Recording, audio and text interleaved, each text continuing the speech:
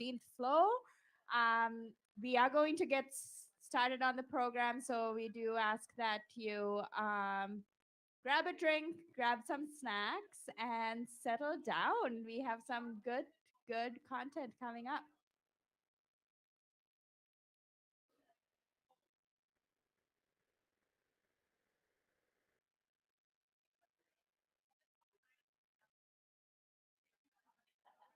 All right.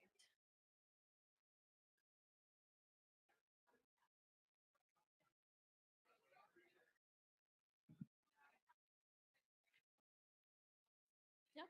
Keep going. All right. We are going to get started with the program. So, hello. We are going to get started with the program. So please do, if you want to grab a drink, a snack, come take a seat. If you do want to continue on networking, we ask that you go to the 16th floor and continue on. But we would love to have you here for the few events that we have. We have a lot of good content coming up. So, welcome to Ideas on Tap. I'd like to acknowledge we're on Treaty 6 territory and the homeland of the Métis. Good evening and welcome to our very first Ideas on Tap at the Vendasta Square. So, super excited to have you all. Here's to many more. Okay, a couple of housekeeping items. The washrooms are right behind me on the 17th floor. And if you go down to the 16th floor, there are some there as well. This is a 19 plus event, so you may get ID'd if you look really young. Drink tickets are $3 each. You can go buy them over on the other side. Snacks and drinks are available, and non-alcoholic drinks are available for free for you to enjoy. Please do not drink and drive. If you cannot find a safe ride home, please come do talk to one of us here at Vendasta, and we'll make sure that you get home safe. And the fire exits are right over there. So in the event of fire, please do follow that. Okay. Our first Ideas on Tap today. Our theme is I'm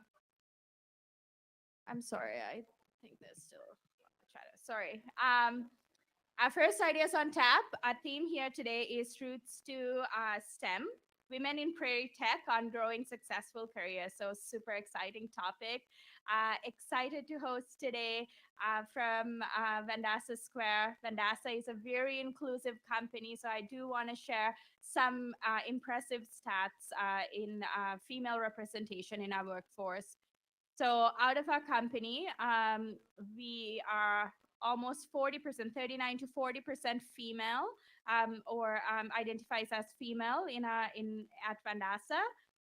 In our leadership, over 41% are female leaders here at Vendasta.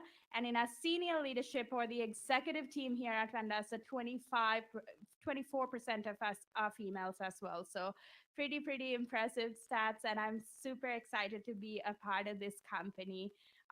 So want to give a quick intro into Ideas on Tap and what it is about before we move into the great content we have from some of these great leaders in our company as well as in this community. So Ideas on Tap is a free networking and learning event designed to share innovative ideas and bring together the best and brightest in the Saskatoon tech and business communities.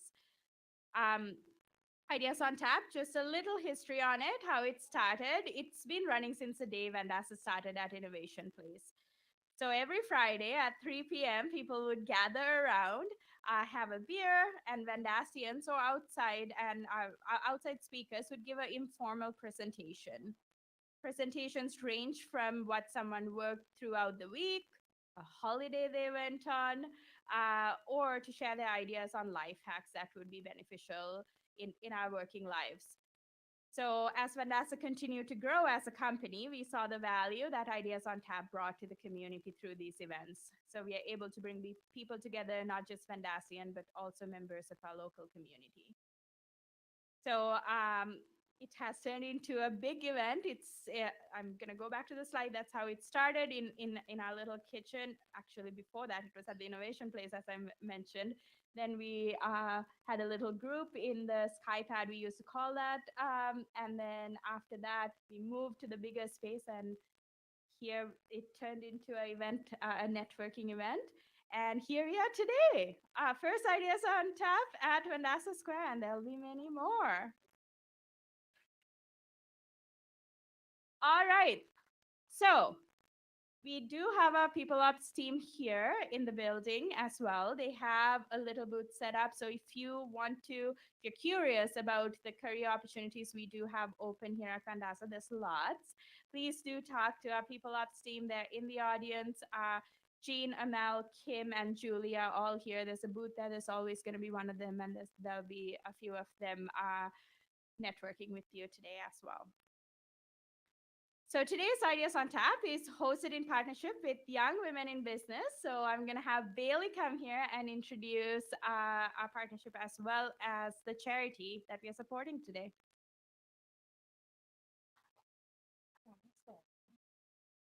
All right, I'm just gonna pull up my notes here. So I'll just start off by introducing myself. I'm Bailey Moser. I am a third-year HR student at the Edwards School of Business on the USask campus. I'm also the incoming co-president of Young Women in Business in the USask chapter for the next school year. Young Women in Business is a community-based group that aims to lift women up and create space for women in a community that doesn't always have adequate space for us. We as a group have been conversing a lot lately about the importance and value from learning about and from women in STEM, and we're really excited to be hosting this event with Vendasta tonight. And I'm going to pass it off to Carmen, who's going to introduce our charity tonight. Thank you, Bailey. So my name is Carmen Kay, and I am currently the VP of Community Relations for Young Women in Business USask. So the charity that we have chosen for this evening's Idea on Tap is the Canadian Women in Science and Technology.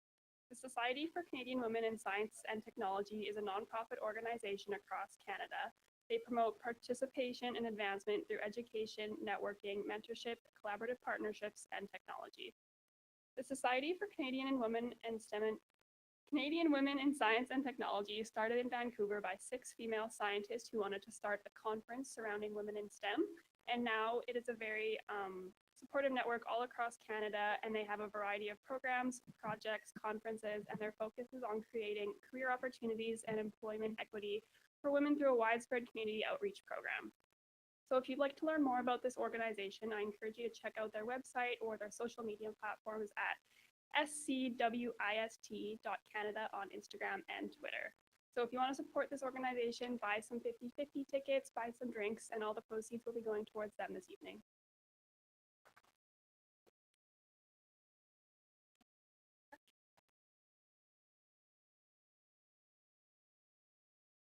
All right, so I'll give a little bit of an intro to what is on today's agenda. So we are going to start off with a panel and Q&A after that. Bailey's going to be hosting that. We'll break right after the panel for a quick 30-minute networking break. Please do return back to your seats after that because we do have our very own Jacqueline Cook presenting today, and there'll be a Q&A session following that. We will then do our 50/50 draw, and our last call will be at 8 o'clock and beers down at 8:30. So please do make sure that you get those drinks before 8 o'clock. The bar will be closing. Then.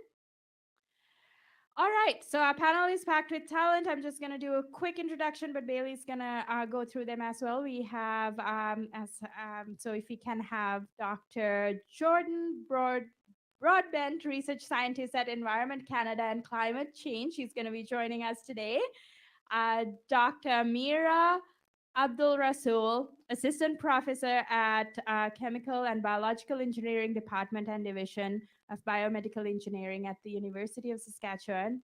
And our very own Aparna Amrit, the product manager for Vendasta and one of my favorites. So I'm gonna have Bailey come here. So we will hear how these women are navigating careers in STEM while balancing the world on their shoulders. So hosted in partnership with our young women in business, Bailey will be moderating this powerhouse of a panel. So Bailey, you.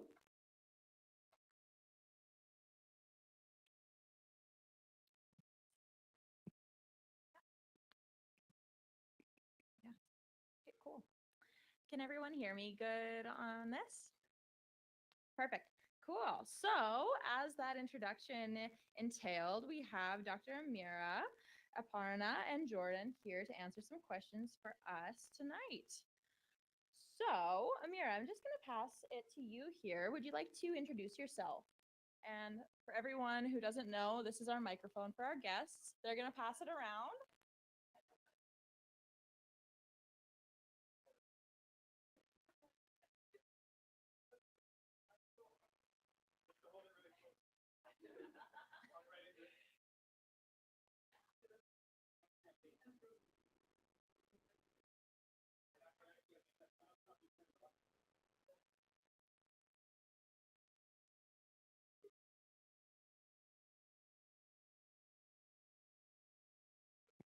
Check.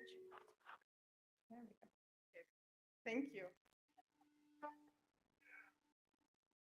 Oh, please. Okay. Okay, so my name is Amira Abdelrasoul. I am an assistant professor at the University of Saskatchewan, Department of Chemical and Biological Engineering and Division of Biomedical Engineering as well. Um, I am the principal investigator of membrane science and nanotechnology at the University of Saskatchewan. So my research program focus on solving hemodialysis problems for kidney failure patients. And I am a woman in engineering chapter chair to support female undergraduates and graduate students as well. Awesome. Yeah, we'll just go down the line if you guys want to Sure. introduce yourselves a little bit. End of the line here. I'm Jordan, Dr. Jordan Robin. So currently I am a research scientist with Environment Canada. Broadly speaking, I'm a microbial ecologist, but in theory, I think my actual title is aquatic toxicologist. They keep changing it on me. I worked in a variety of fields, both industry, academia, and now government, ranging from everything from the mining sector to fire remediation, um, to pharmaceutical contamination of waterways, to nanoparticles, to microplastics, essentially anything environmental. You can kind of bet that I've dabbled in. And then I have also been a sessional lecturer for a variety of different topics, and am currently, I think I have female students, six female students in total that are currently pursuing either master's or PhDs, which is very exciting to me.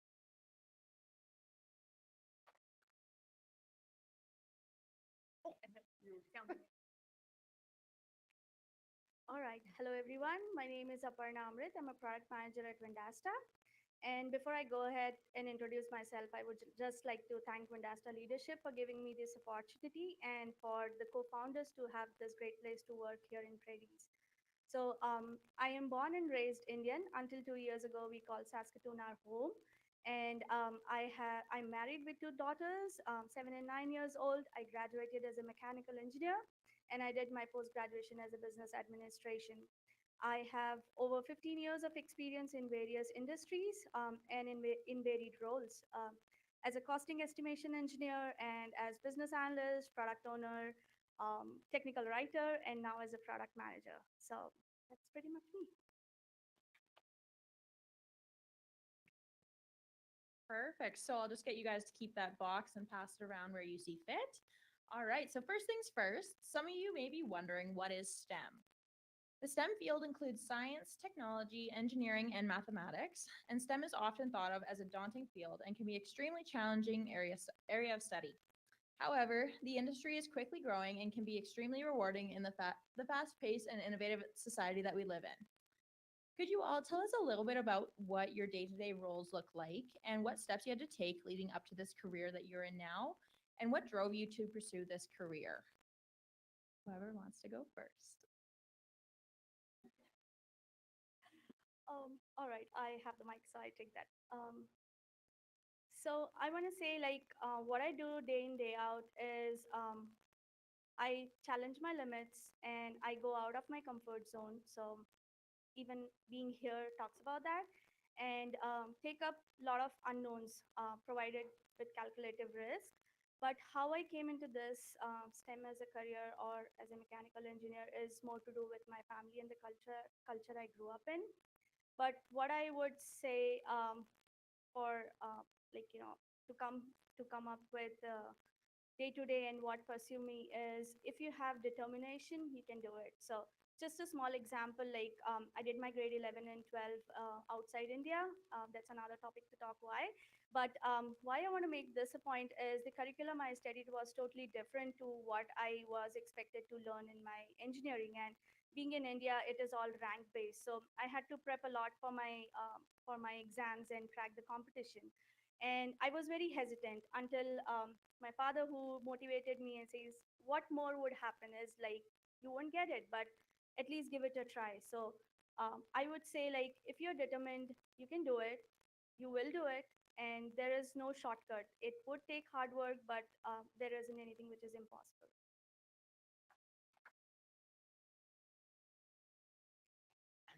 Okay, for me, my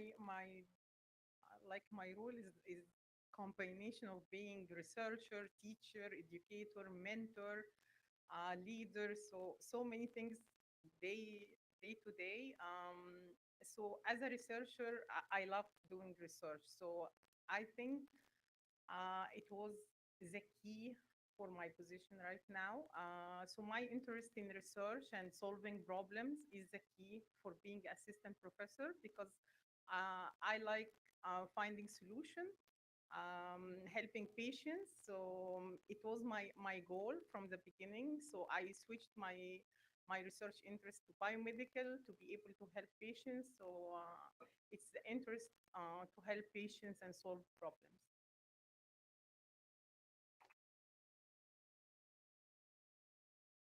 Mhm. Uh, yeah, as mentioned, day to day is fairly variable depending on what's going on. Lots of different hats being worn, which is part of what I really, really enjoy about my job and my position. Um, how I got into the field that I'm in, or even science in general, was just a general notion that I was interested in science, maybe engineering, maybe medicine, any number of those things I was sort of drawn to. But looking back, it's a little funny as a 16 or 17-year-old going into university, truly having no concept of what a career even looked like in science. Um, and then towards sort of the end of undergrad, realizing that there are significant opportunities and there, despite the low representation, there is substantial space for women to carve out a really meaningful role. If you're one of very few women in the room, it's a very important and meaningful position to be there. So that really helps sustain my attraction to science, was the fact that me being there could mean something and was important that someone was there, and it may as well be me. So, yeah. Awesome. Thank you so much for those answers. That's awesome. All right. So here we have that women make up less than 25% of people employed in STEM careers as of recent statistics. According to Stats Canada, 34% of Canadians with a STEM degree are women, and they make up only 23% of Canadian working in science and technology. We all know that there are proven benefits to having women working as a part of these teams. As women, we have different skill sets and abilities than most men. How do you feel that having more women in the STEM industry would create a positive impact in the field? Yeah, I don't think I can contribute anything more poignant that's already been discussed at length. Having diverse opinions around the table is critical to anything, whether it's a technical matter or sort of broader sociological stuff.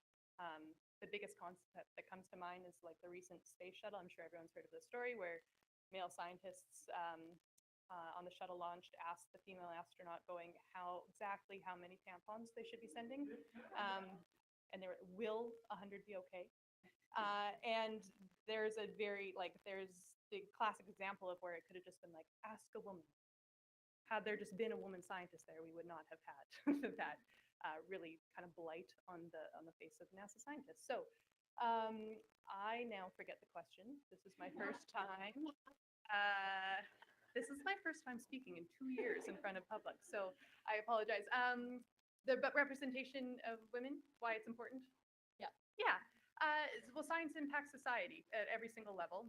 It drives it forward, it sustains it. So the fact that we're not going to have representation from 50% of the population is a bit absurd.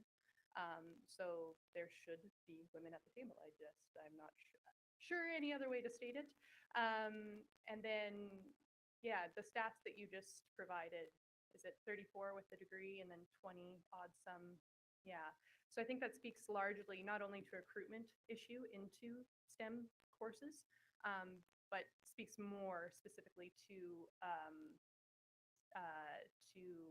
what's the word I'm looking for? Sustaining, to be able to sustain the presence of women throughout the course of their career. And that I feel, especially as I move through my career, is one of the biggest bottlenecks facing us is how do we support women as they move through their life to stay in these really competitive fields. Okay, as I remember the question, like, yeah, like for the impact, like I believe, and based on science and facts, like women has different set of abilities compared to men. And sorry for everyone, but like women can be multitask and can think on so many topics and succeed on so many things at the same time. So I think having more women in industry will have a great impact because if we need really more sustainable world, we need more women engineers in our world. So hopefully, as suggested by Engineers Canada, we have to have 30%, 30 by 30, so 30% by 2030. So hopefully we can achieve. Yeah. So I think the other panelists had good point and they answered, but I'll try to put my views aside. What I think is also diversity and then different experience and perspective. I think most of the time we as women think this is not for us and we just don't feel confident about it. And maybe that's why we see less in numbers. So um, I'll just give another example here. So when I was having my kids and I was on maternity leave, I was very reluctant to come back to work. I was like, what is it that would look like? But then I think we need to have support system. We alone can't do anything. So both at work, both at home is something which would help us attain greater heights. And yeah, so basically I want to say like even organizations have come far along. So they support their women employee and work-life management. So I wouldn't say work-life balance because there's never going to be a balance. You have to juggle between the priorities and see which one wants more attention at what point in time. So I think it goes irrespective of what roles we play, maybe moms, wives, colleagues. I think it's more like let's make tech environment as a even playing ground and do whatever bit you can by mentoring others or sharing your experience and build this Canadian STEM industry to a next level.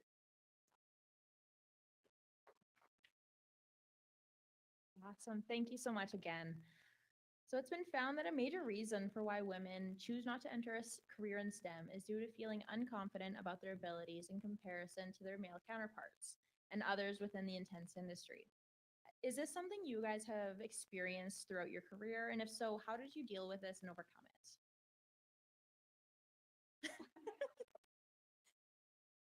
Whoever wants to take a stab at that one. Okay, let me try. So like I said before, like organizations have come far along. So I don't have a recent example, but going back to those college days, say 20 years plus, um, and I said I'm a mechanical engineer, right? So like the ratio to women to men is like really less. And I remember of an incident where I was in my machining lab and doing a woodwork or a piece which I had to work on a lathe machine. And I still remember like this lab assistant. He asked me for help. Like he says, because you're a woman, I don't think you'll be able to complete this piece in a certain amount of time. And I was like, is it true? Like it made me think for a bit, but um, I was like, no, whatever. Like I'll just do it however I can do it. And I did not say like somebody help me and things like that. So um, I did it. I don't remember whether I did it well or I just did it, but I did not let him do on my behalf. So I think yeah, like sorry, what is the question? I lost train of thought. Oh, okay. So how I dealt with it is like I was quite determined. Like I want to learn more. I want to do it, and I think basically yeah, that's what I kept in mind. So. Thank you. Okay, in my position, yes, a lot of challenges and a lot of competition, and I am the only junior faculty in my department, women engineering. That's why I launched women engineering chapter to support female students. Um, like how I could overcome it by setting goals. So like I always focus on my goals, being so dedicated to my goals. Be organized to be able to face those challenges. Else, it will be really difficult. But like my advice, just be dedicated to your goal. Then step by step it will come through it, but yes, it's hard. I'm not saying it's easy. It's a huge challenge to be in this position while surrounded with all men. Yeah. Uh, so one other word that would describe the question would be, how do you deal with imposter syndrome, which I think everyone here is familiar with. One of the things that I consistently remind myself is that everybody feels imposter syndrome.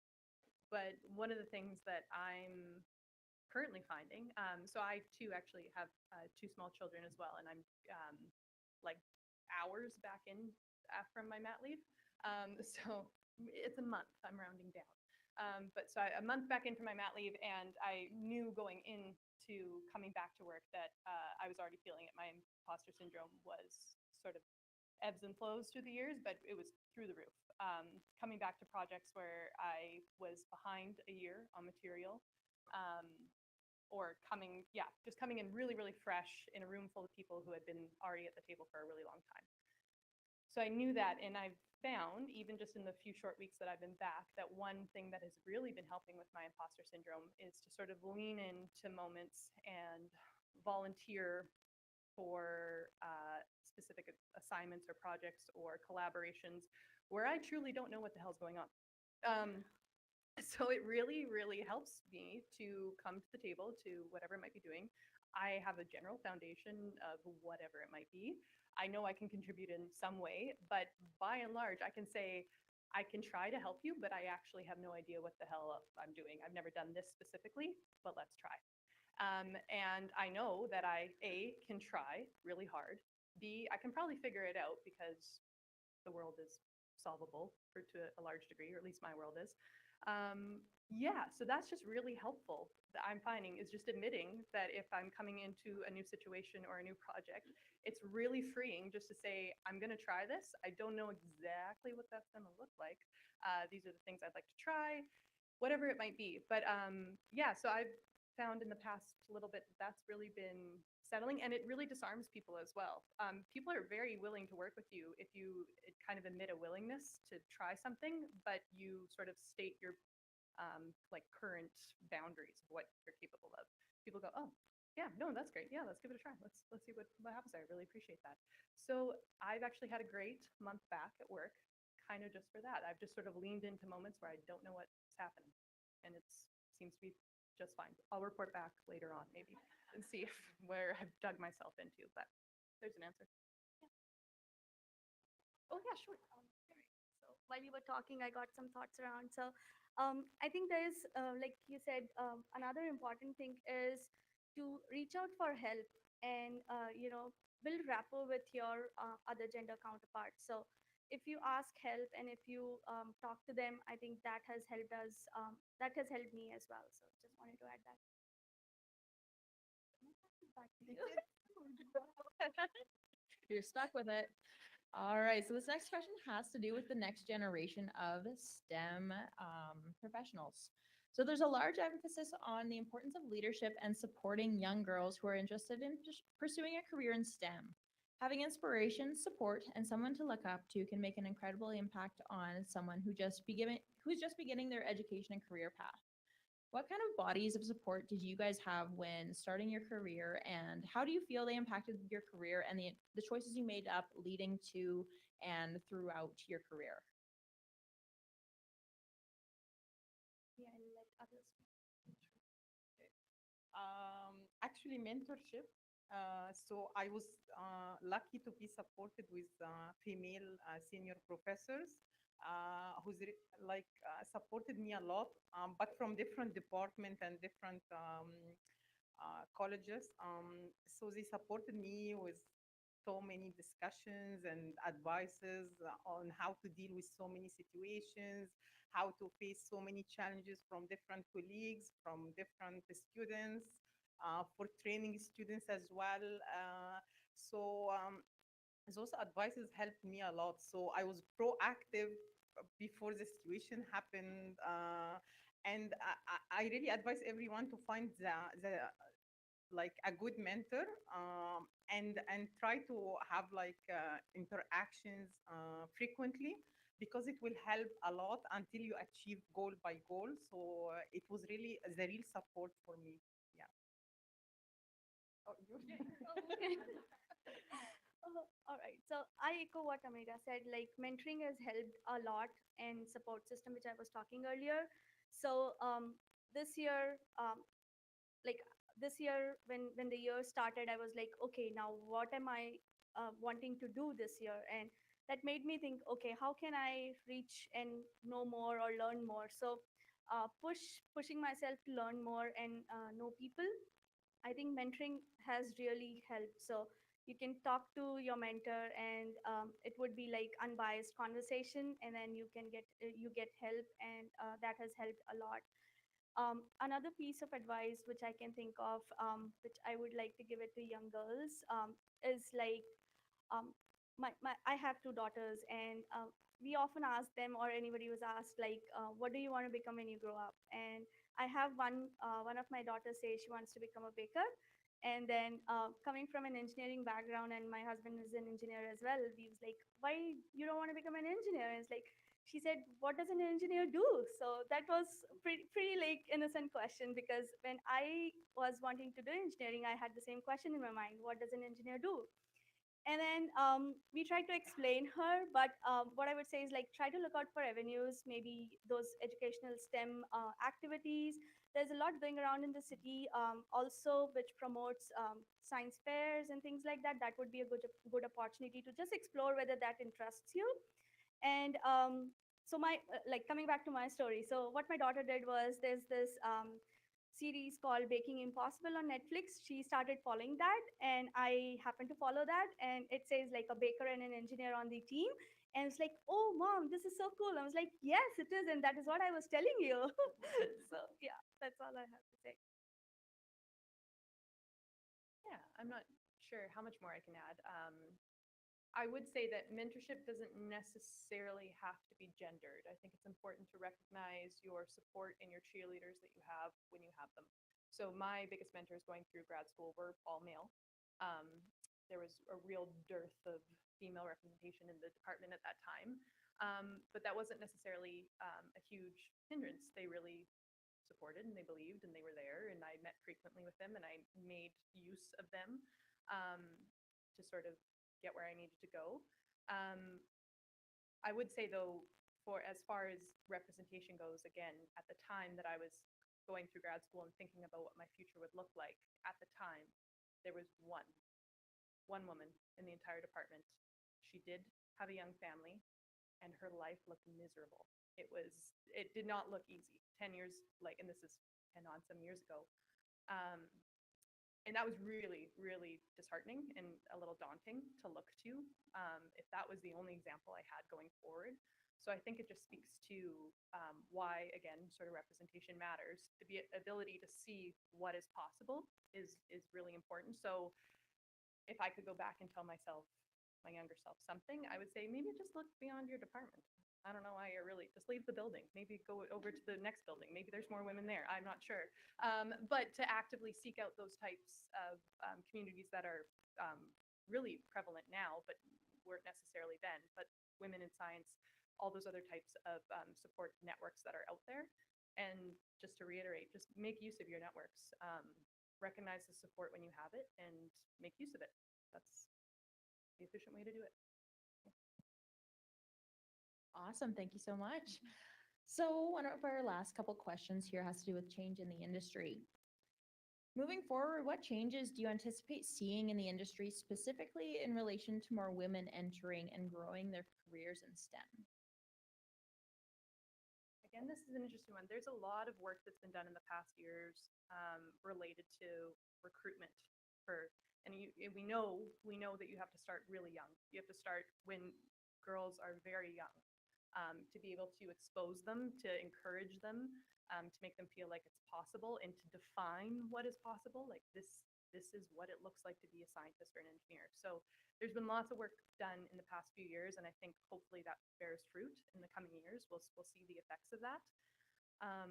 One thing that I've noticed specifically particularly within government, and to some extent in industry as well, just some broader moves, is the increasing use of paternity leave, which is, I'm sort of blown away. It cannot be stated how huge that is. The fact that it's becoming not only more socially acceptable, but then also institutionally encouraged and supported, that male scientists also not only take the time to figure out who their children are, but to also take that, to take that time, quote unquote, away from your career and experience that same effectively setback or stall, I should say, in your career momentum, in your, depending on where you work in industry or government, you're like the rate at which you receive bonuses, all that. That's a huge playing field leveler, which I think is a really promising, change going forward and change of attitudes. For our part, we are trying to do our best to recruit more women in engineering and female students. We are lucky to have a great leader, our Dean of College of Engineering. She's also female, Dr. Kresta. She's doing great, and she's role model for everyone in the college. So all of that, like adding to recruitment and enrollment, because having a role model of inspiration for students is really great. The chapter as well is doing great, having activities for high schools, trying to recruit students, try to support students, answering questions, and so many activities. So hopefully we'll be able to increase the percentage, as we have a goal 30 by 30. So hopefully we can do it. So I think everybody in this room would agree when we talk about gender bias and equal opportunity and things like that, it's not at the cost of talent. So continue to recruit with talent in place. And my advice to young girls would be try to push yourself, learn more so that you are part of that talent group. All right, so our final question here, we have a little rapid fire for you all. So, in one sentence or less, what is one piece of advice that you would share with women beginning their careers in STEM?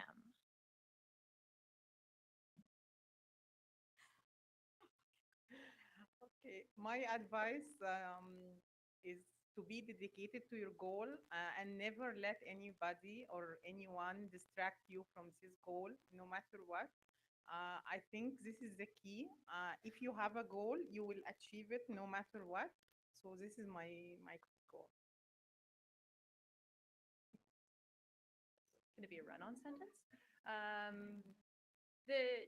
So succinctly, and I hate if it seems corny, but truly don't give up. We've already identified that the issue is with retention. You spend all this effort and time and energy and money building these big, beautiful brains that are trained for things. You deserve to be in the room. You need to be in the room. And frankly, I would carry with you the attitude that they need you in there more than you need them. So that's what I would say. So I would say challenge the limit, so success will follow. And then like just come out of comfort zone, and also remember to seek help. So we are not in competition here, but we are like in this journey together. So just ask, build your support system, and that should be fine. Awesome. Well, thank you so much for all of those answers. Very insightful and very inspiring.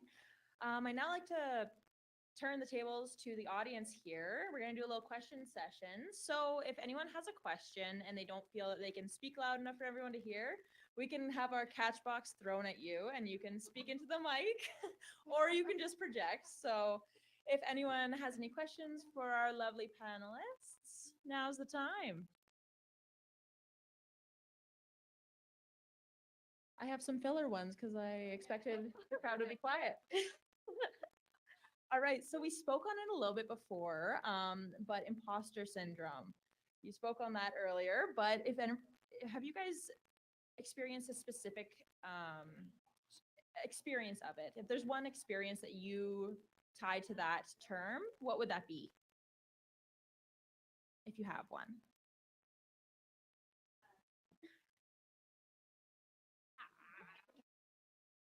I was encouraging you. So it's full So it landed on you. Strange. It becomes the closer it comes down to speaking personally, me being the only female in the room, it's an inverse relationship. It goes up. So the more women there are, it feels better. It feels like, oh, well, it's like we obviously both know what's going on. We can be here, but when suddenly you feel the kind of the weight of representation on you, like, oh God, now I'm speaking for every single female microbiologist that there ever was in this meeting. That's when it tends to skyrocket.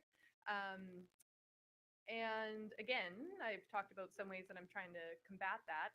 But another thing that I have always been encouraged to remember, and I would encourage everyone to remember because it really helps. Like, unless someone is seasoned and they're 5 years away from retirement, everybody feels it at some point in their career. Men, women, it doesn't matter. Especially in tech fields. Especially in tech fields when you're trying to push the envelope. No one's been there before. They don't know what it's supposed to look like. So everyone to some degree will feel that at some point in their life, which is comforting. It's the new equivalent of picturing people naked when you're speaking. For me, not really, because I always surround myself with the people who believe in me. Even if they are not around, I keep them in my mind. So when I have those thoughts, I always work hard by those thoughts until I achieve like more accomplishment or more achievement. So it's better to keep things in your thoughts and surround yourself with the people really who believe in you. It will make a big difference. So no matter the real people around you, you will have those thoughts. I think I shared before an example from college days. I can't quite remember the one recent, but like just think like everybody has first time for anything, and that would make you feel better. So everything I talk today is based on what I have done or I have practiced. It's like not those guru gyans or whatever, but I think imposter syndrome will happen if you end up into unknowns and things like that, but just take it slowly, and that helps. So when I moved here, I had no clue on how I'm going to survive because I was a new immigrant and things like that. But I was like, okay, talk to people, just look out for groups, look out for new people like you, and you'll get to know what you need to do. So just talk. All right, and another opportunity for any questions. Good. Oh, right there. Oh, want Yeah. to go to you? There we go. Thank you. So there's been a lot that's centered on, as a woman, what you should be doing to be involved in tech, but there's also another large portion of the population who could help. So as a man who's either working with you or not working with you even, what can I do to help women be involved with STEM? Thanks. I can take a shot at this. So I think just make them feel included. It's not that every time we would have an answer or we would know like what we're doing, but just make them feel comfortable, and then uh, that is how they would seek help or open up, and then it would become much more easier to work together. Another thing which I have found quite interesting is if you happen to speak with your counterparts or your peers or whoever based other gender, try to find those common topic of interest or topic points, right? Because that is something would help you open. So maybe for people in Saskatchewan, the weather could be the one, you know. So some things like that has really helped. So that's all I would say. Anyone? Yeah, inclusion. And I should say, by and large, I don't like, I think every work experience I've ever had, I've had really positive relationships with every single male colleague I've ever had. The ability, like on a more kind of like logistical level, to not tokenize the presence of a female. I kind of spoke to that before. Being the only female in the room, depending on what is being discussed and the stakes of what's being discussed, feels like a lot sometimes. So the to be the token female, we get when we are that. We know when that's the case. So true representation is sort of continuous and true kind of like parity in terms of opportunity. So the more open those invitations are, it is the better, because it makes the contribution that much more great on our end as well. We're more comfortable contributing. Same thing, like let them work in inclusive team, give them the voice to stand up and talk. Because sometimes, yes, in some meetings you don't have a voice. So it's really important to have this comfort zone to be able to stand up and talk about yourself. Yeah, that's All right. Are there any other questions from the audience? All right, so that actually concludes the panel portion of tonight's event. And I would just like to thank each and every one of our panel speakers. So if you join me in a round of applause. And I'm now going to pass it back. All right. Thank you, everybody. What a powerhouse of a panel. This was really great. It was a great session.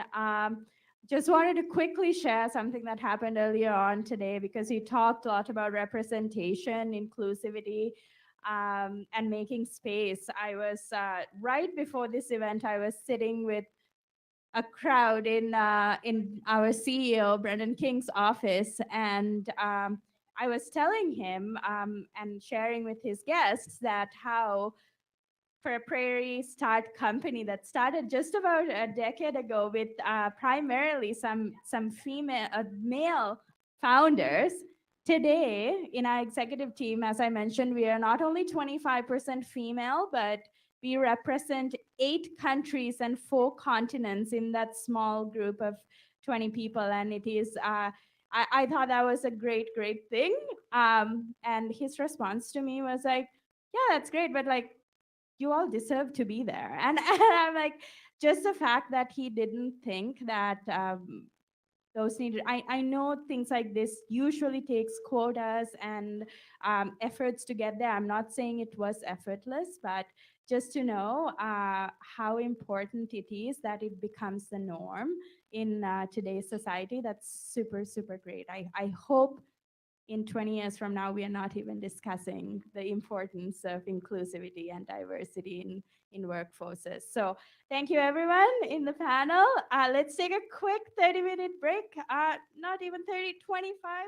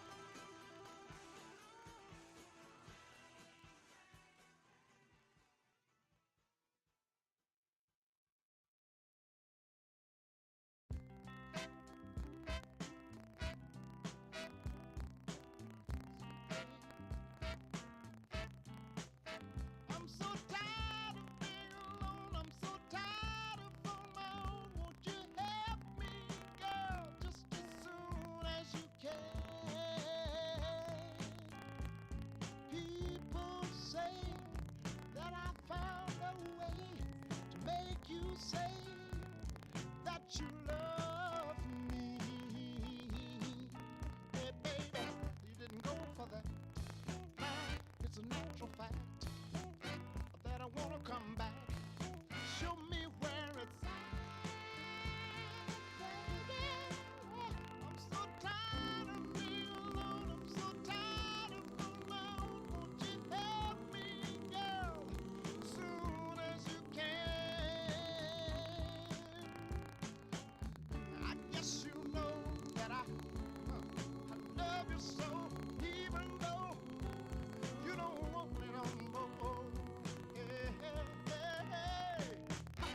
I'm crying tears all through the years.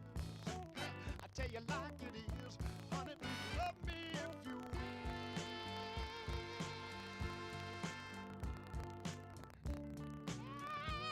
Baby, I'm tired of being alone here by myself now. I tell you, I'm tired, baby.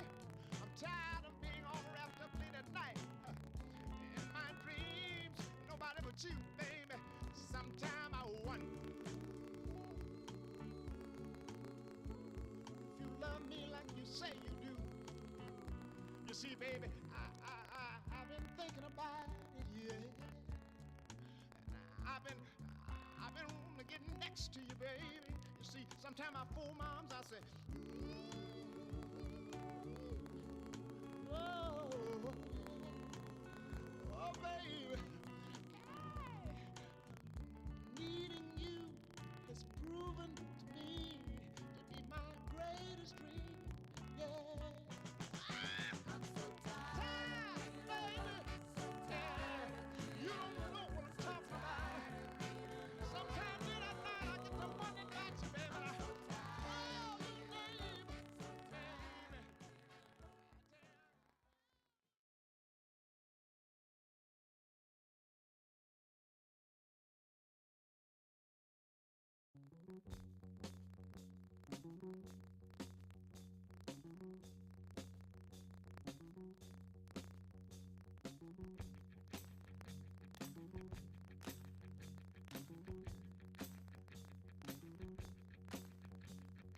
Making a living the old hard way, taking and giving my day by day.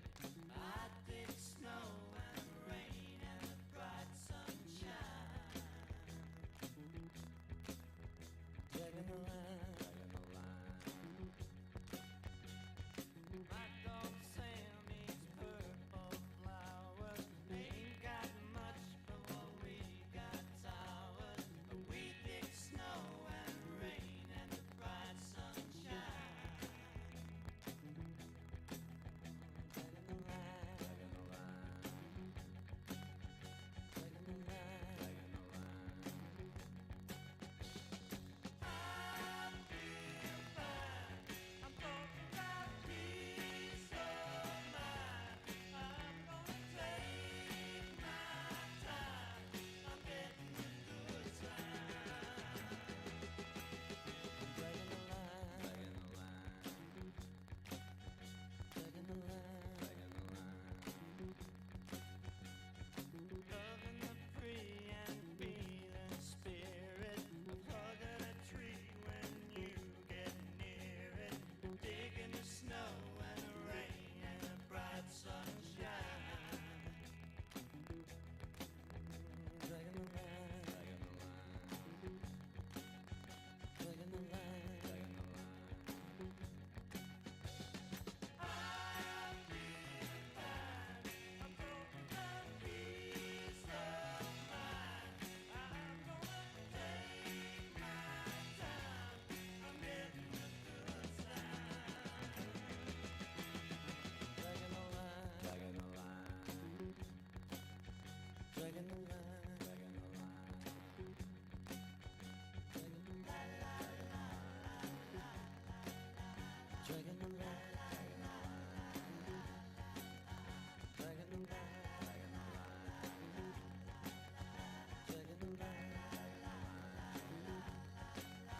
dragging the line,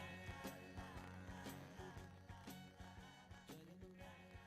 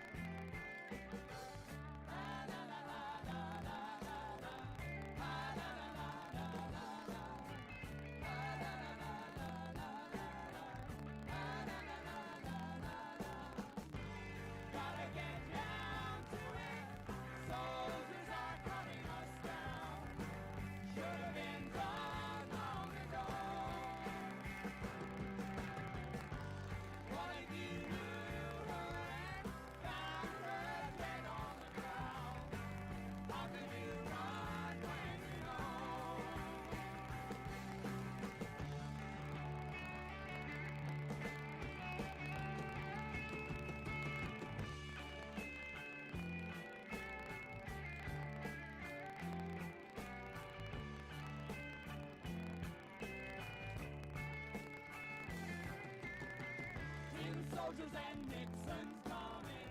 We're finally on our own. This summer I hear the drumming. War dead in Ohio. War dead in Ohio. War dead in Ohio. War dead in Ohio. War dead in Ohio. I'm in war. War dead in Ohio. Why? War dead in Ohio.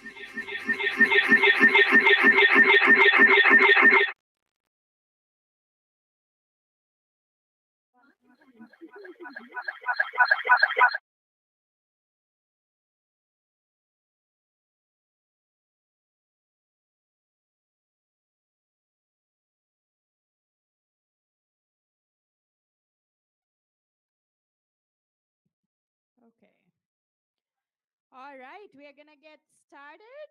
Get your glasses of wine and beer. Come have a seat.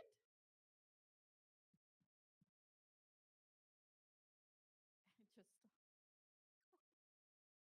sure, I figured it out. All right, next up, we have our very own Jackie Cook. So, Jackie worked in the tech and government and traveled the world before she came to Saskatoon to pitch her startup to Vendasta. Interestingly enough, had ideas on tap. So, 8 years later, here we are, Jackie Cook presenting again. Instead of her buying her loyalty app, she bought into Vendasta. So, we are very, very lucky. In the years that followed, she built an incredible career here at Vendasta. There are few people who could present Vendasta for IPO and do the immense groundwork leading up to that successfully. We ended up raising 120 million instead, but still a ton of work went behind. Fewer still who could do these days after giving birth while feeding a baby and entertaining a toddler. Hear about Jacqueline's story and the fine balance of being a C-suite executive and a mother. So let's give a round of applause to my friend, mentor, and our very own Jackie Cook.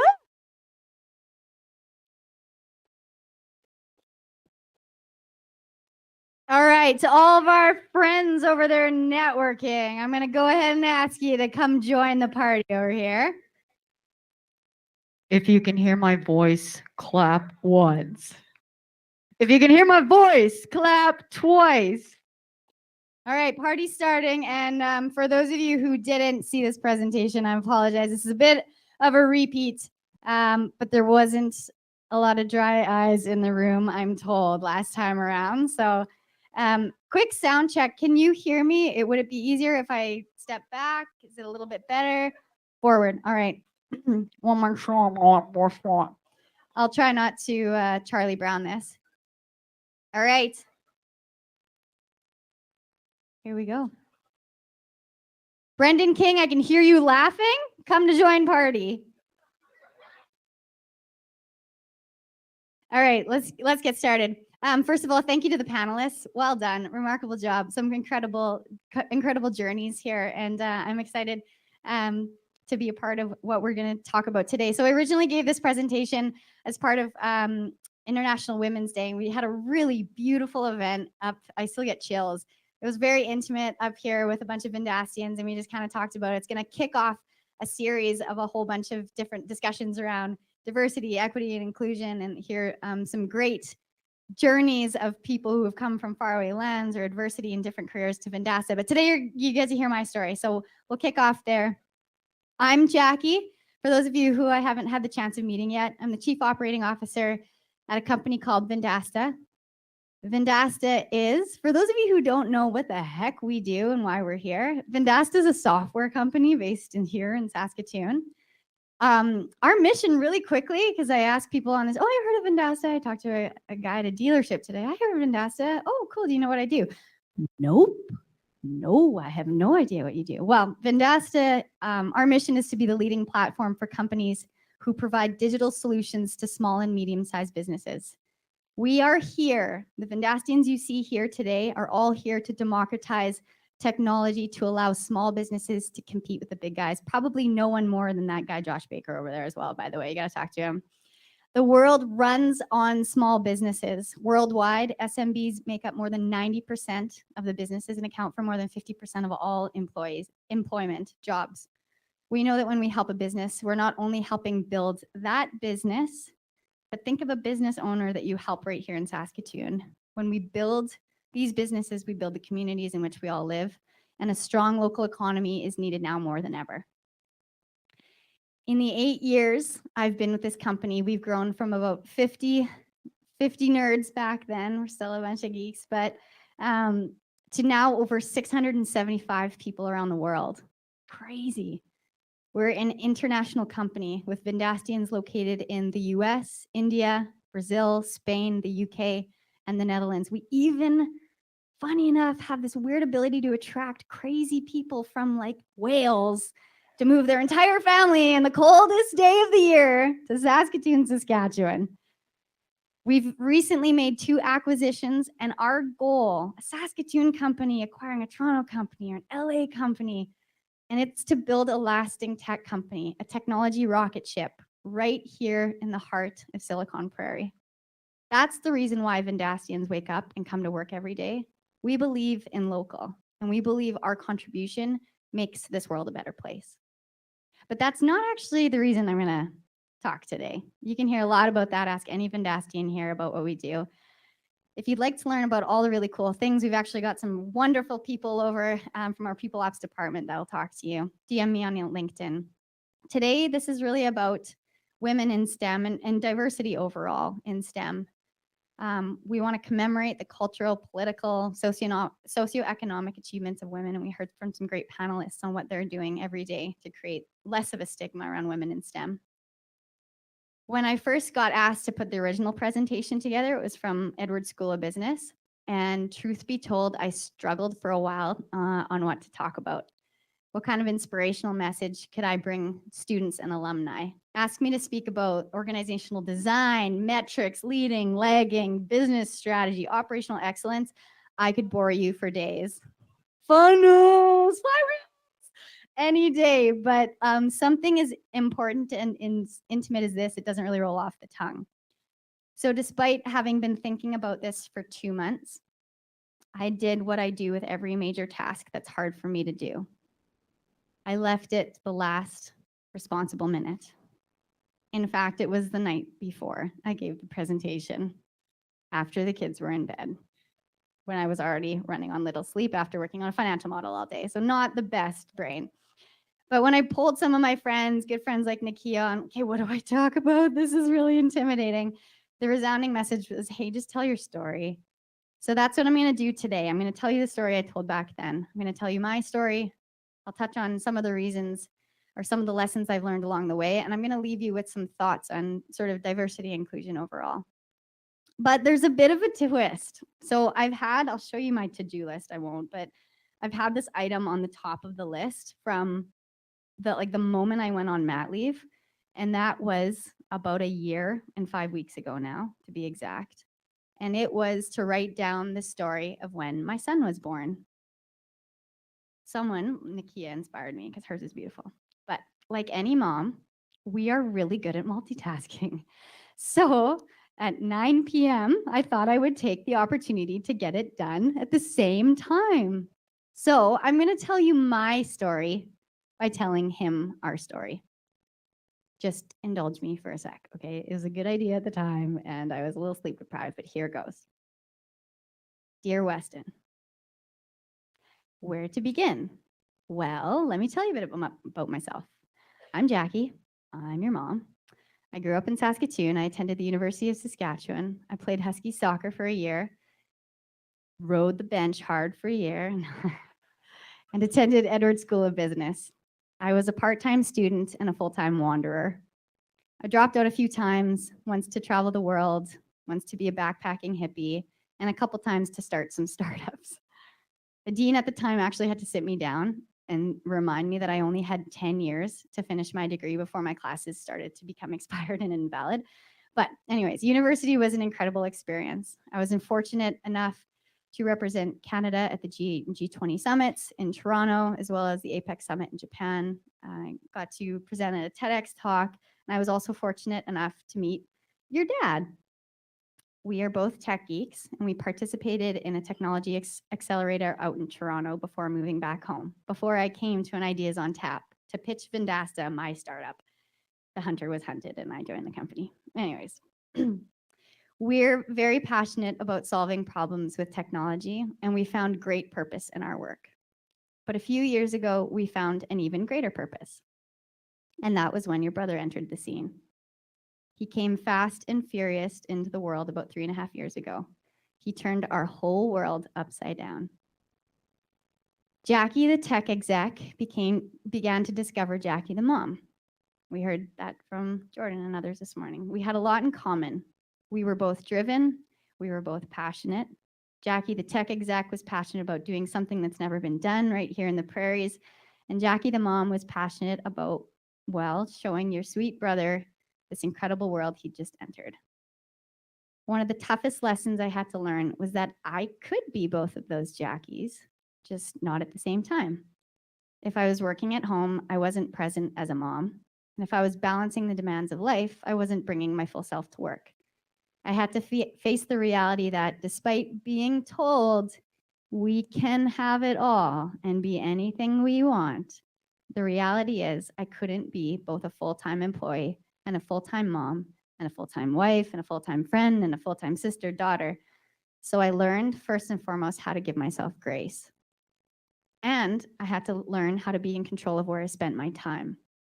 I learned, and I'm still learning, that my no's protect my yeses.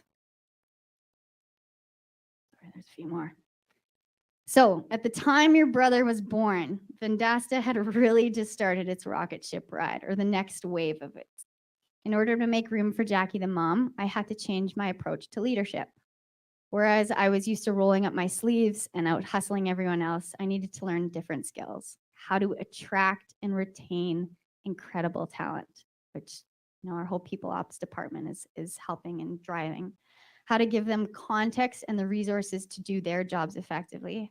How to lean on things like key performance indicators and data to develop strategy and decision making.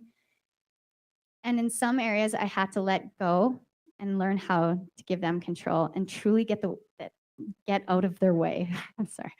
In some areas, I was taking the sunlight away from others. And when I stepped back, the cool thing is really strong, beautiful new trees grew in my place.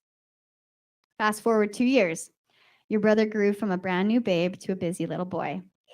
We knew we wanted to grow our family. And in fact, I think it was one of our first one-on-ones. I got back and I walk into Brendan's office and I was like, okay, Brendan, this is my 2-year notice. I want to have another baby and I want to take a full mat leave and blah, blah, blah. And so we worked on that plan. Not that I was going anywhere. Vendasta is where my heart is and will always live. But I knew that I wanted to spend a little bit more time with you and baby number 2. So as we got closer to your arrival, I prepared my whole mat leave transition plan.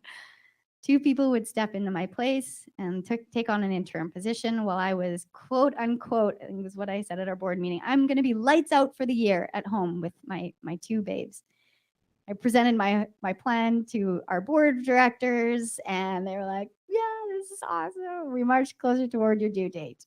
We put an offer in on a house and we prepared to move in 2 weeks before your due date. But something happened in the year you were baking in my tummy. The rise in COVID cases caused a shift in small business technology adoption. All of a sudden, businesses were closed physically. They needed new means to serve their customers. They needed digital products and services, and they needed technology experts to help them with this transition. In the 10 years preceding, e-commerce adoption, just to give you a sense, was at about 17%. In the 8 weeks following the shutdown, it grew to over 27%. This was a forcing function in our industry. Vendasta was fortunate to be at the right place at the right time in this shift. And the markets, those crazy markets reacted. All of a sudden, there was like this colossal demand for mid-tier tech companies in Canada, this gaping hole. We were called by like every Canadian, hey, Vendasta, hey, have you done? We'd contemplated a fundraise to go faster and take advantage of this market opportunity, but an IPO at the time seemed pretty far off at the stage that we were with. Right around Christmas time, I'm pretty sure it was the day before Christmas Eve, we decided with our board to pursue an initial private offering as it would give us the most optionality. What that meant is basically you have to prepare your business to be public. There's a lot of like housekeeping and order things, and that would give us the most options that either if we decided to take it or not, we would be in really, really good shape. We could eventually pursue venture capital or private equity to fuel our growth, but preparing to be public would be a good exercise in testing our operating procedures, governance, and management, regardless of the path we chose. So I have to tell you, this is where I like completely broke down next time, which I'm not going to do this time. This really was one of the toughest decisions I've ever had to make in my life. Ah, damn it. Ah, Nakia. The board, the board, my team members, the exec team, they supported my decision to stay home and enjoy my babies. God, I tried this a couple times. I'm sorry. I had worked so hard over the past couple of years. The last time, exact one. Who did this last time? I worked so hard over the last 10 years, really just to be a mom when it came time.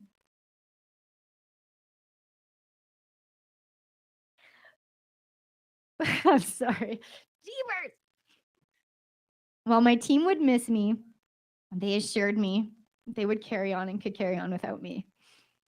But in my heart of hearts and my damn competitive spirit, I knew I had to be part of something as transformational to Vendasta, to Saskatchewan, to the Canadian tech ecosystem as an IPO. So I committed to staying on during the IPO process, a 3-month accelerated roller coaster. Just to give you a sense of how competitive our team is, we were like, hey, what's the fastest IPO that's ever been done in Canadian history?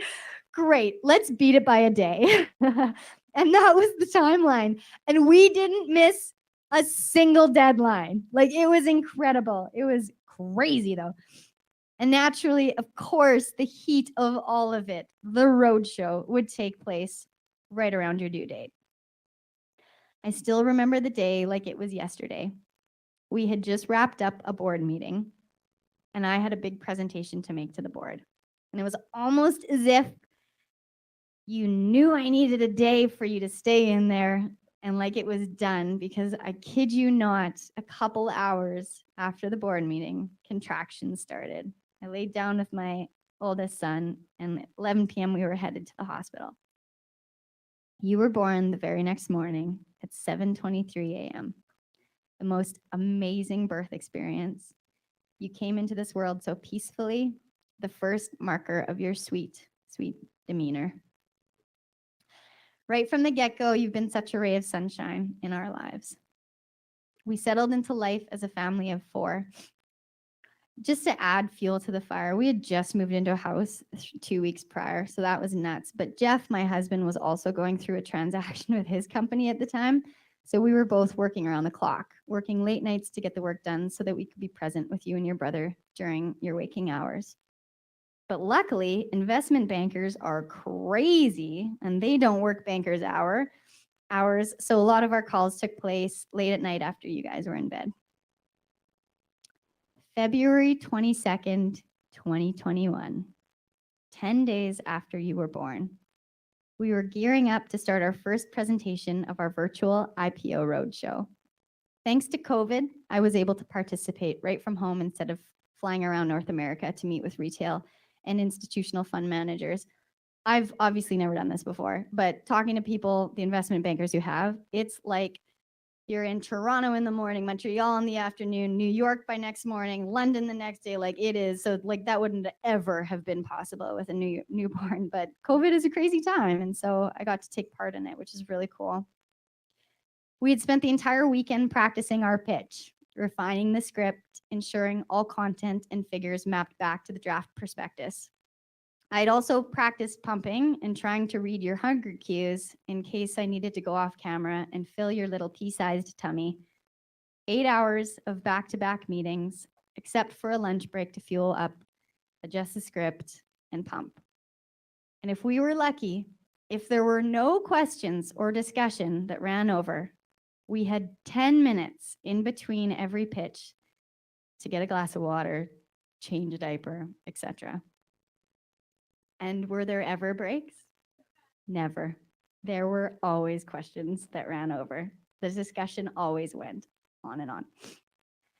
How many hours did I sleep last night? I don't know. Didn't matter. Should we tell the bankers and the fund managers that there's literally a newborn on my lap and you can just like see up my nose and not show? Or do we just pray that you stayed asleep during the pitch? Every pitch we decided, we're like, do we tell these guys? I don't know. What's the background? I don't know. Are they going to be forgiving? What? No, let's just pray he doesn't mess. Okay, go on. Lights on. Hi, everyone. We were very grateful for those with kids and in general, just those with compassion when you did fuss. But you were an angel. You barely fussed. Just to give you a sense too, by the end of it, like day 7 or 8 of this roadshow, he would start to cry during the middle of Brennan. Richard would be like, oh, there's a newborn on Jackie's lap. Next slide, please. And people were like, what? Did I see a kid? I'm like, what? But anyways, it was kind of a clown show sometimes. Day 1, meeting number 3. Sorry for the graphic image. For those of you with kids, you just know. Total blowout. You're like, oh, did I do the laundry? Are there enough onesies to get us through the day?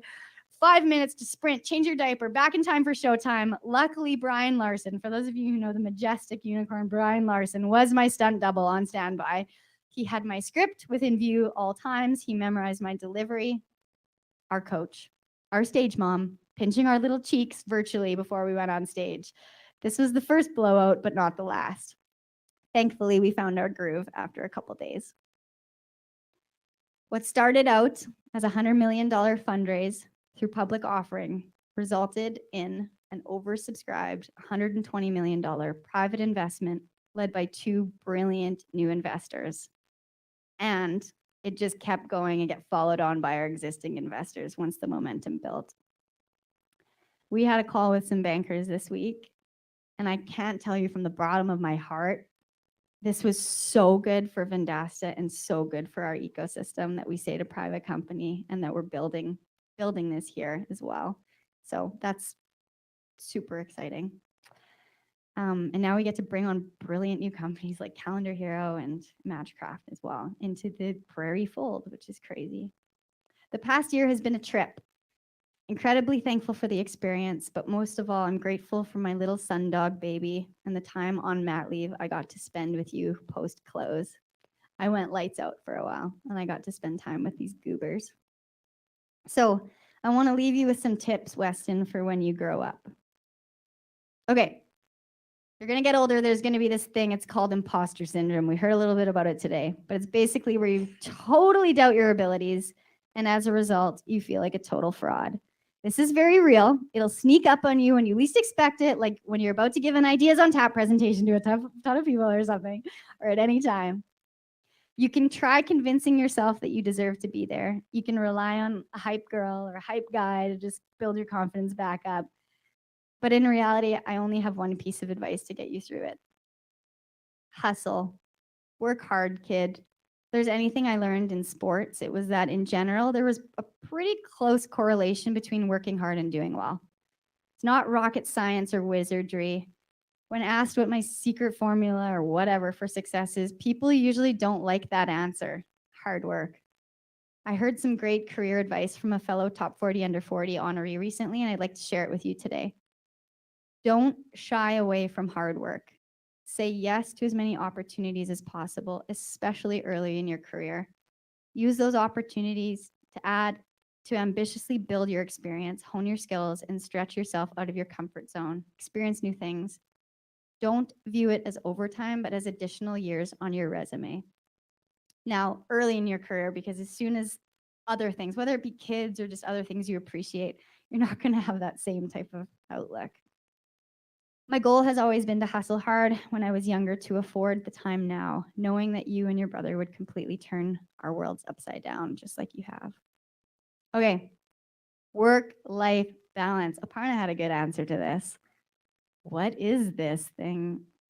Truthfully, I don't know what that is. I know it's work-life management, I think is what you said in yours. But someone once told me that toddlers, my kid's not a big eater, like my oldest. He just is like a little bird. And they said, well, reframe your time. Don't measure toddlers eating in a meal or even in a day. Look at it over the course of a meal, because he'll sit down and eat like 4 plates full and then he'll just not eat anything. So I think a lot of that is like work-life balance as well. If I've had a heavy work day, sometimes it means taking off early on a Friday, taking my kids to Wonder Hub, or spending time on the weekend with them just to be present.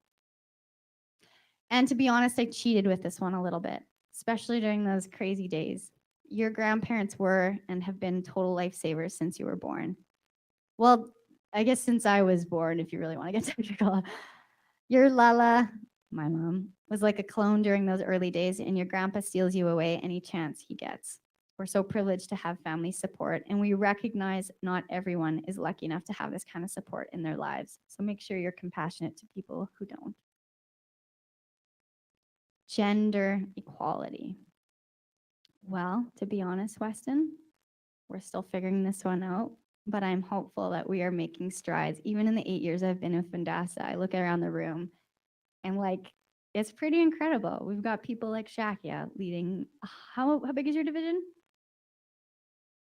165 across two, like, how old are you? Like, how old am I? You know, Shakia is a tremendous, and she moved here from Sri Lanka 16 years ago, when you were 16. 11 years ago, war-torn country, and has just done a phenomenal job. And it's because we have systems and it's a meritocracy, and we recognize people who truly deserve to be in, and we're still learning, absolutely. But I know it starts with squashing biases, and we all have them. I am guilty of biases all over the place. And that's really what this themes in International Women's Day was all about. Something I've learned through our journey together, and I know this is not everyone's story, but motherhood for me was a pretty transformational part in my own career. It took me a year to get over the guilt and to start to talk about this. In fact, it started with a LinkedIn post, which I think Anu reminded me of. For every working parent we celebrate, let's celebrate a parent on leave. These beautiful little babies, they don't raise themselves. Guess what? We were all them once. Crazy, eh? But without normalizing one, we will never normalize the other.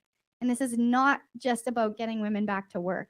It's about celebrating the role of women in society, recognizing the strengths of feminism. It's also about recognizing the role of dads and other parents and guardians at home, realizing the importance of caregiving.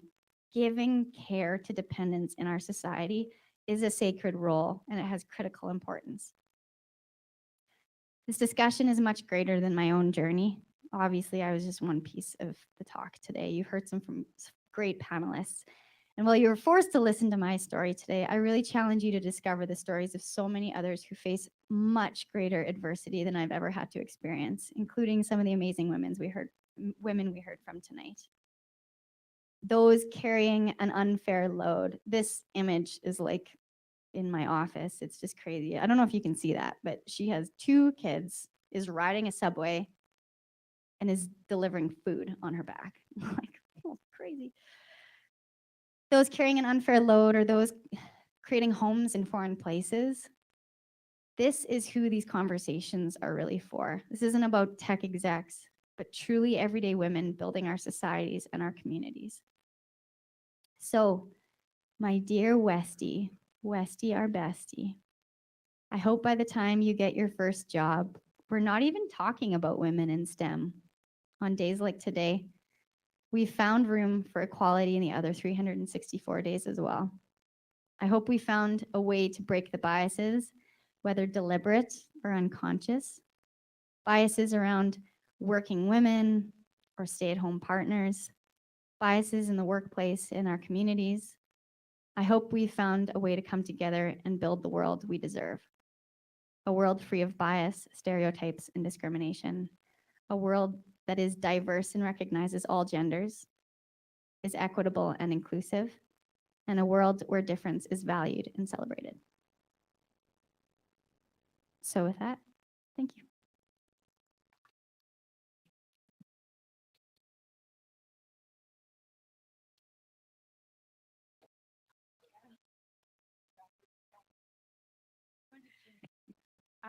There's gonna be a Q&A. So Jackie, I'm gonna throw the catch box. So if you have any questions for Jackie Cook, now's the time. What a great presentation.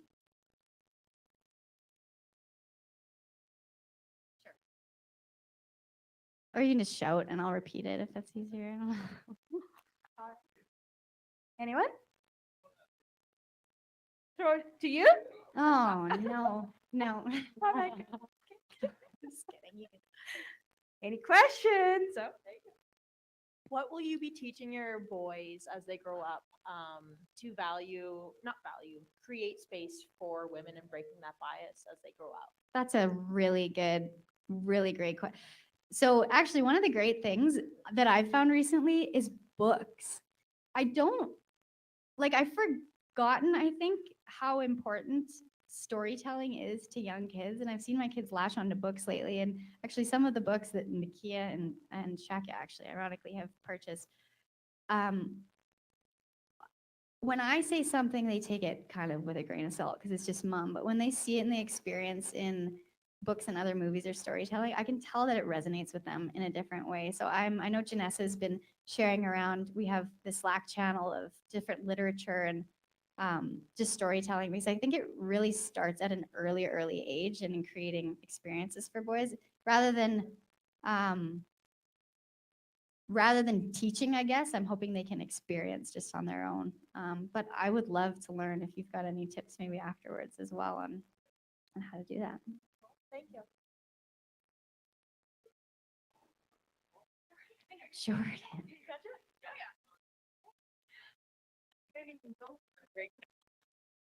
Hello. I really, really, really love that talk. I have a very, very basic question. Could you do it again? No. Yeah, I mean, I could. I'm gonna have to change it because it's like all referencing International Women's Day. But I guess, yeah, I mean, I would love to incorporate and maybe make it more inclusive of everything we talked about as well. I asked a bad question because I wasn't specific.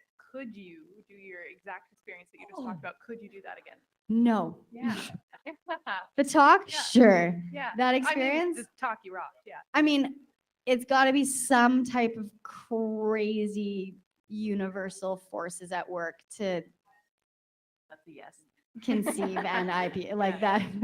So could I even have that happen again? I don't Yeah. know. But no, it was tough. Like Yeah. it was very tough. It was just curiosity. I'm gonna throw it at someone. But I didn't think I could do it the first time. So whatever, who knows? Jackie. Okay, I could totally relate. I have 4 kids and they're in their 20s and I ran a business and I did all what you did. I had to go to business meetings. I was running events and I would run upstairs and I would nurse and I would come back downstairs and hope the hell I didn't miss the feeding and you know how that goes. Putting yourself up properly. Yeah. Oh yeah. So if you were going to give 2 best tips to the audience in terms of how you best make it through, because really we have to learn to be humble and we have to learn to recognize that whatever comes back negative, we have to create the positive. So what were those 2 things that you would give as tips that would give us resilience to go forward to say, you know what? F you, I'm doing it. I think someone once wise said, they need you here more than you need to be here. I think that's what we heard from Jordan today, right? I love that. So I would say one to the women, it's actually the same one, it's just to different audiences. It truly takes a village to raise a child.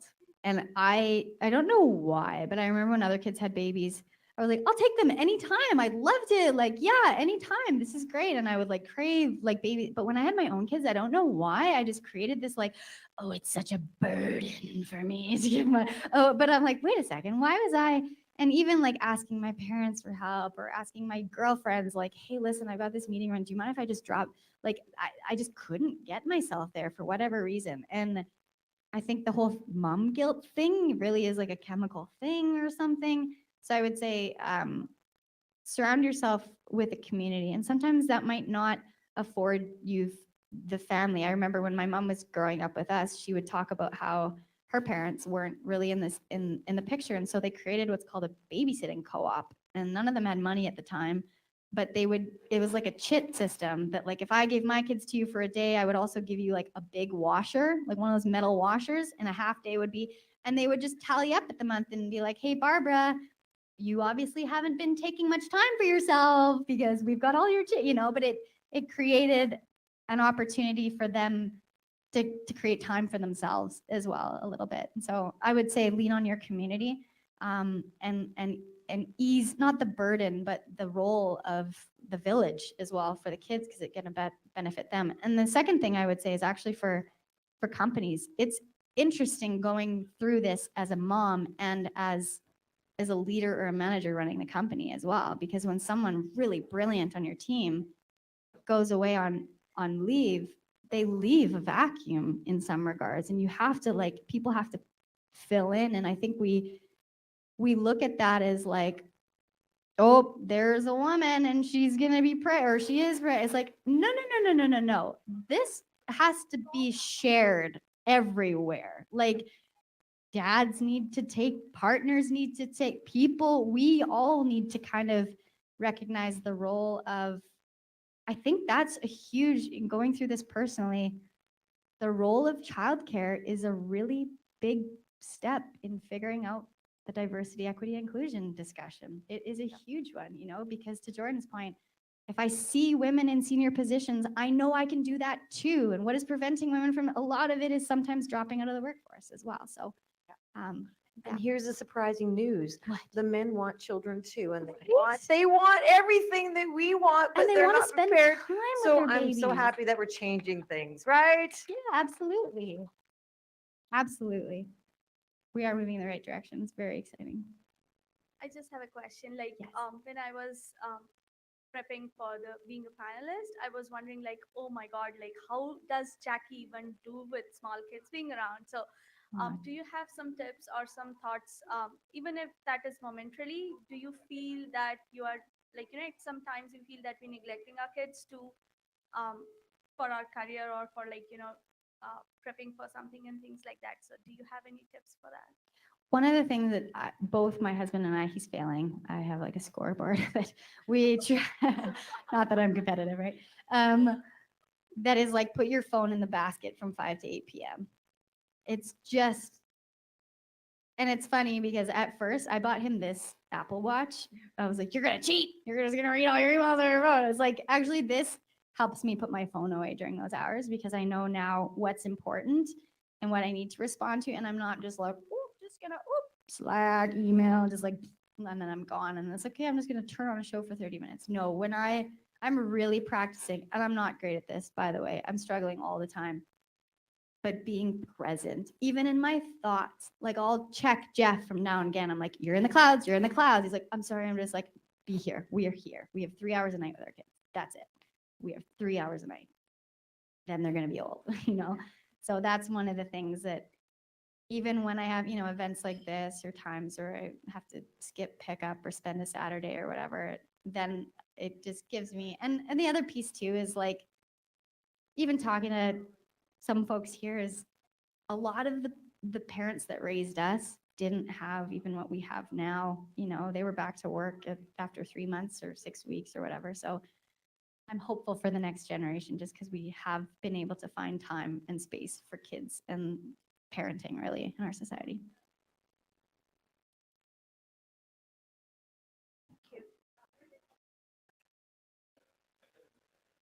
Hello, everybody. Great story. So what I heard is a story about how you raised a firstborn business baby, telling the story to your family babies. So the dying question is, do you get more reward from your family achievements or the business achievements? Tough like, one. who's Think there about it. Take first? some time. I would tell you it's changing a lot. Like, do you have any little ones at home? No, not that I know of. What my entire value system changed when I had kids, and what I thought was the most important thing in the world all of a sudden kind of like just flipped. So I think it's important for kids to see what hard work looks like, and I think it's important for kids to see what passion looks like as well. And a friend of mine was a teacher in Germany, and she came home and she's like, my whole mind's been blown. I'm like, what are you talking about? She's like, well, here it's all about like everything is about the kid and kid centric. In Germany, you are, it's much more about role modeling, and it's a completely different approach. So for example, here you send your kids with I don't know, 25 pencils to school. In Germany, it's, you have one pencil. When you lose that pencil, you get another, but it's like a lot more about responsibility and building them in. So it's making kind of tougher decisions today for better outcomes tomorrow. And I don't know what the right answer is, by the way. I know there's a balance between giving your kids too much in life and not enough hardship and adversity. And then obviously on the flip side, completely neglecting them. And so I don't know what that balance is, but everything I do is really for the kids, even Vendasta. Very cool. I also have to admit, I was somebody from the outside in Vendasta, and I've always had an issue trying to explain it. So I appreciate you clarifying that for me. Good. I was going to And take that also, part out. So I'm This glad is just you the power like of the that. company. I brag about Vendasta all the time. It's like, oh, what did they? I'm like, I don't know. They're great though. So just go to them. So thank you for appreciating that. Well, thank So, you for bragging about us without hey, even knowing that's us. what I do. That's really, that's a Saskatoon, you got to true do it. So I friend. appreciate it. So Let's who- chat after. Who's Like, next on yeah. the mic? Can we? What's it? Anybody? You don't have to listen to me, by the way, if you want to go back to like having fun. Hello. Hi. I was just wondering, like, how do you justify like taking a break and like being okay with having a break from work and just like not working all the time? I know that I'm my best self when I've had those breaks. Like I'll come back from vacation and be a happy person to my colleagues, and I can tell when I haven't really taken time away.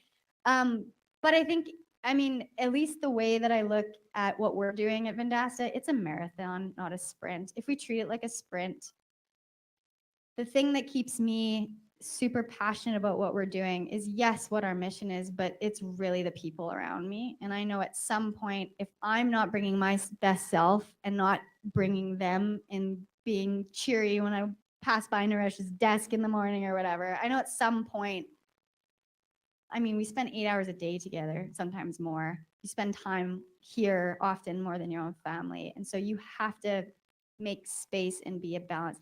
Another thing, just very quickly, I met someone once and she was a clinical psychologist, and her two customers, this is really weird, but her two customers were CEOs of like highly successful, like multi-billion-dollar companies, and psychopaths. Weird, right? Sorry, Reddit, that was not, but something that she said was, when there's imbalance in one area of their life, there's imbalance in all areas of their life. And work-life balance, you know, we can talk about it not really being a thing, but at some point, the macro ends up into balance. And if you start at the macro level, starting to get out of balance, it seeps in for sure to your work. It seeps into your relationships it seeps into your family. And so I do think balance at a high level. You can't look at it in a snapshot of a day or a week necessarily, but at a high level, I mean, we're human. That's what we're all here, is to enjoy the living experience, right? Anyone else? Time for round 2 of Peter and Johnny's delicious food bar. Is that what I'm hearing? Thank you all for coming tonight. Turn over to you. All right. Thank you, everyone. We are going to take a quick 10. We do not have any presentations after this, but we're going to do the 50-50 draw, so don't leave just yet. But grab a drink, network, and we'll talk to you again in 10.